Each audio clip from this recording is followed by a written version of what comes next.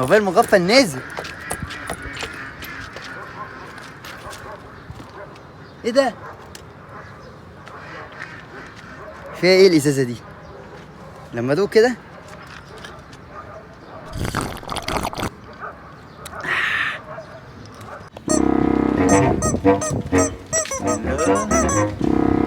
ما لقيتش عند عم ابراهيم شيبسي. جبت فرخه. فرخه حلوه. كلها مع الازازه.